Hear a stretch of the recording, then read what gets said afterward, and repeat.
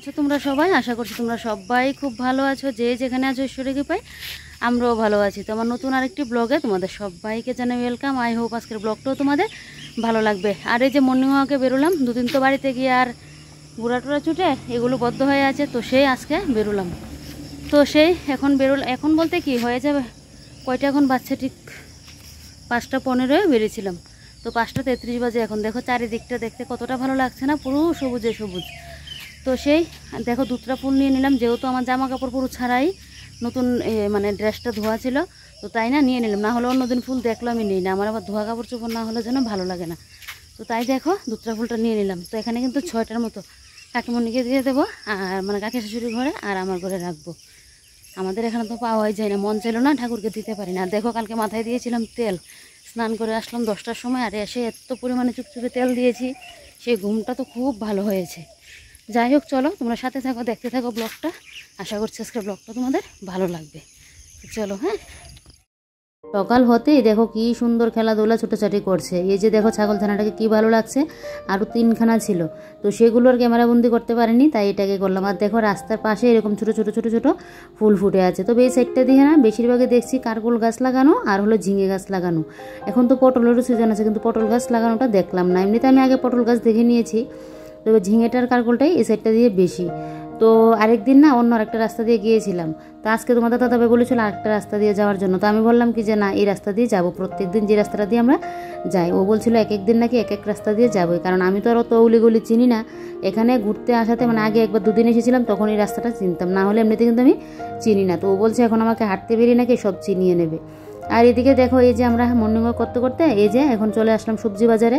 আমার 1-2টা জিনিস লাগবে, এদিকে মাছও কিনবে, তাই তো এদিকে দেখো এখান থেকে আমরা উচ্ছে নিয়ে নিলাম, তারপর এখান থেকে পটল নিয়েছি, তারপর নিয়েছি আরেকটা জন্য কী নিয়েছি, বাড়ি গিয়েই তোমাদেরকে দেখাবো।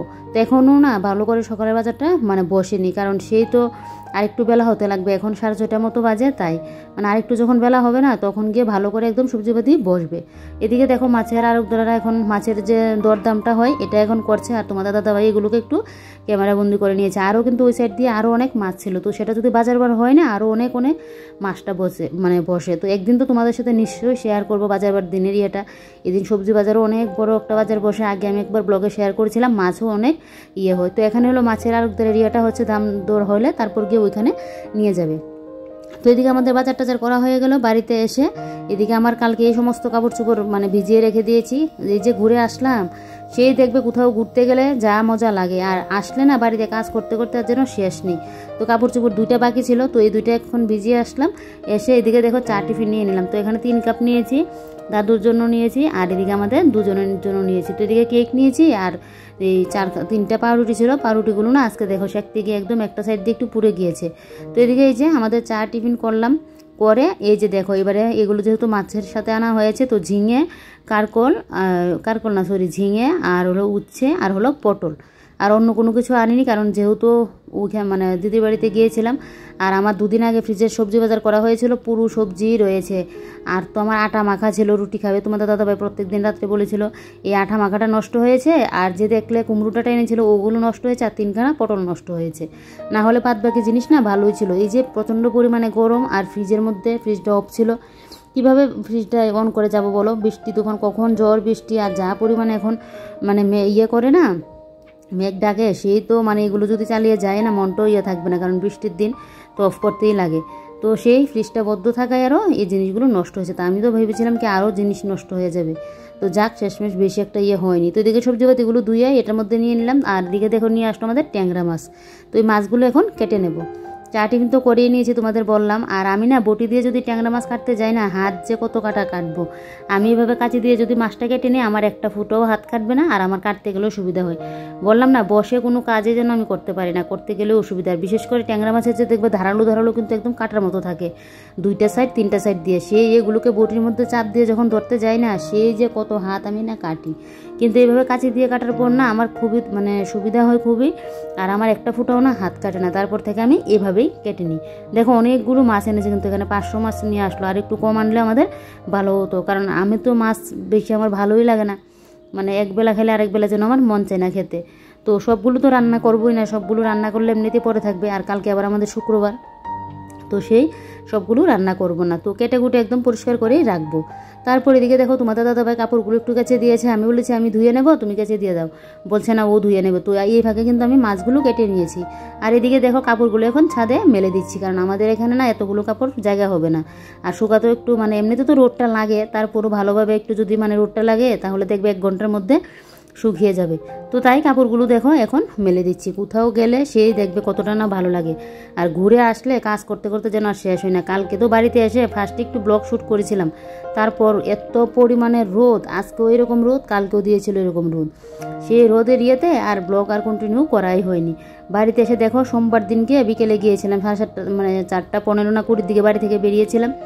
সেই তারপর এই মানে সোমবার দিন রাত্রিবেলায় আর হলো মঙ্গলবার দিনকে ছিলাম না। বুধবার দিন তো একদম 9:30টার মধ্যে চলে আসলাম, 9টা কুড়িয়ে বাড়িতে চলে আসলাম। মানে 2 দিনের জন্য গিয়েছি, ঘর দৌড় কী অবস্থা হয়ে আছে।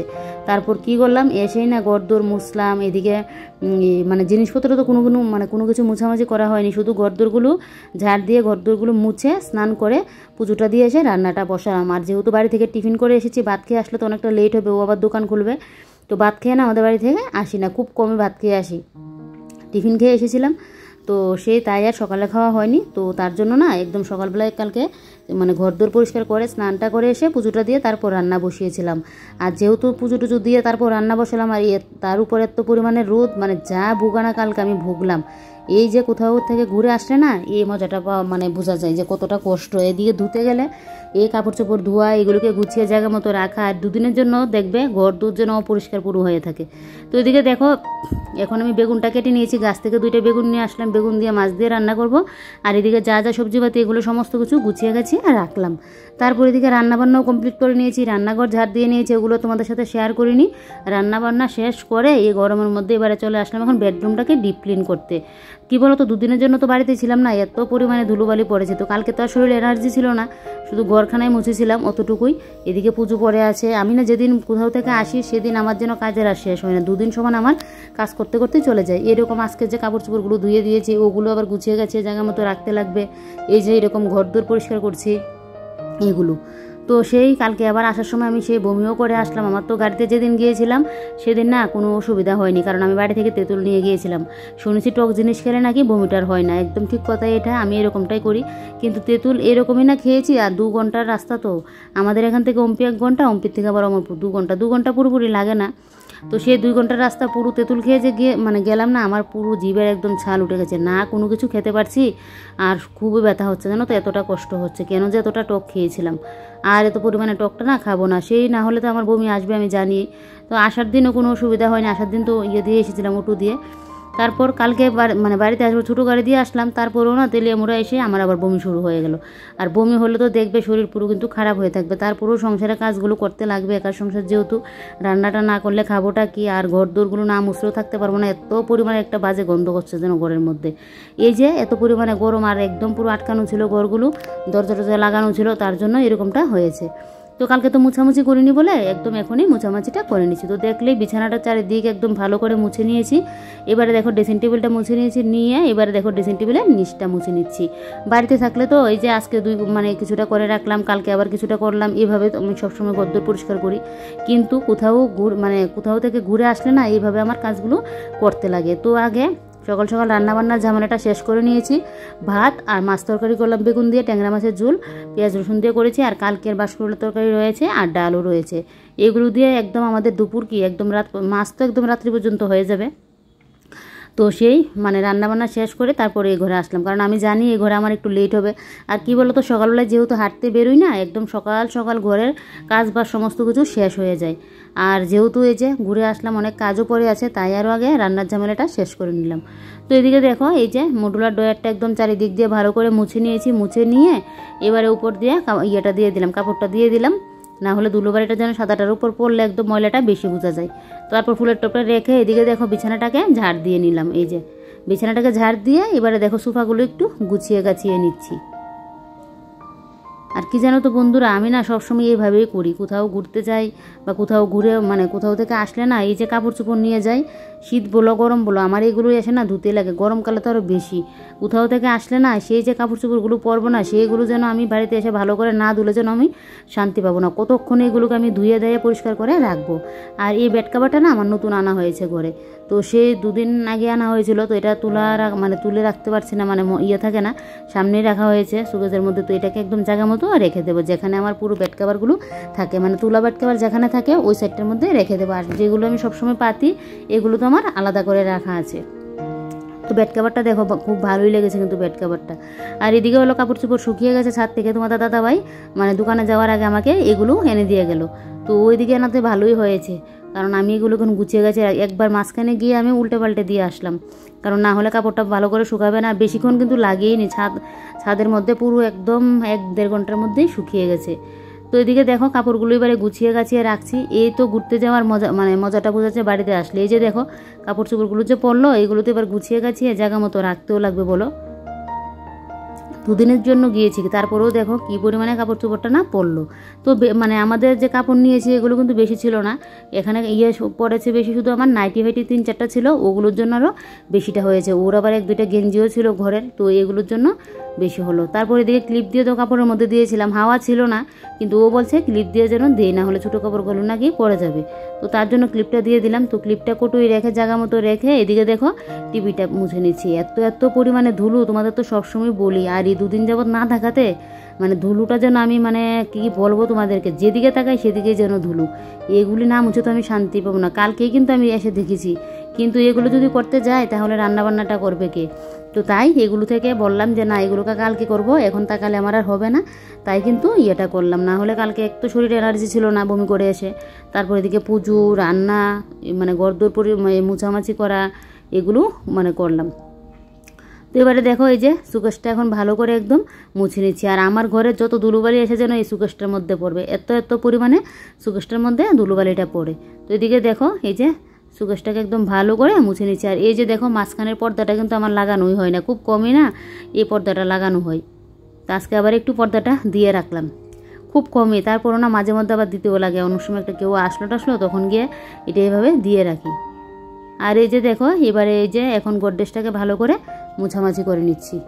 উপরের জায়গাটা তো মুছে নিয়েছি, এবারে দেখো নিচটাকে ভালো করে একদম মুছে নিচ্ছি। আর এই কাজগুলো করতে গিয়ে যেন আমি পুরো গরমে একদম শেষ হয়ে যাচ্ছি।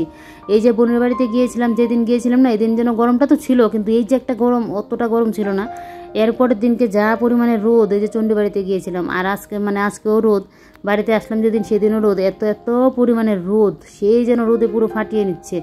এই রোদের মধ্যে কোথাও ঘুরতে যাওয়া এই গরমের মধ্যে যা কষ্ট, বললাম না বোনের বাড়িতে না যেতাম না, হঠাৎ করে কিন্তু প্ল্যানটা হয়েছে। এমনিতে তো আগে থেকে বলা বার্থডেতে যাওয়ার জন্য, আর আমার বিয়ের পর থেকে যাওয়াও হচ্ছে না, তো সেই হঠাৎ করে সকালে প্ল্যান হয়েছে। এই মানে মর্নিং ওয়াকে বেরোলাম, ওখান থেকে আসলাম, রান্নাবান্না করলাম, আর কিছু তরকারি বাড়িতে রয়েছে এগুলো ফেলে দিয়ে গেলাম, কারণ যেহেতু আমাদের জানা ছিল না যাবো, যে ওইখানে রান্নাবান্না শেষ করে হঠাৎ করে প্ল্যান হয়ে গেলাম। বিশেষ করে তোমাদের দাদাবাড়ির মঙ্গলবার দিনকে দোকান বন্ধও ছিল, তার জন্য আরও যাওয়াটা হয়েছে।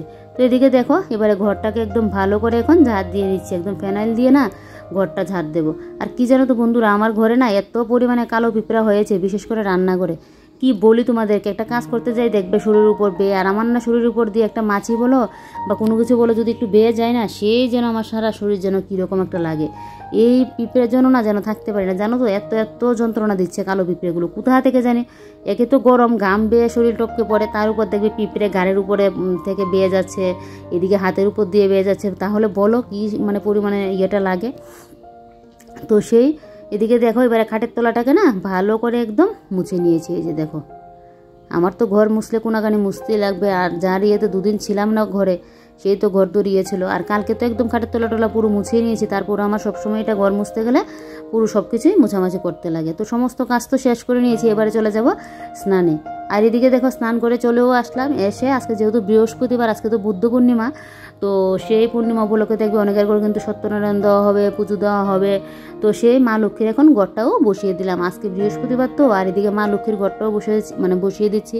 আর এদিকে পূর্ণিমা পড়েছে, খুবই ভালো দিন পড়েছে কিন্তু আজকে। আর আমার এমনিতেও না মা লক্ষ্মীর ঘট বসাতে খুব ভালো লাগে, এটা আমি বিয়ের আগেও না আমার বাপের বাড়িতে বসাতাম।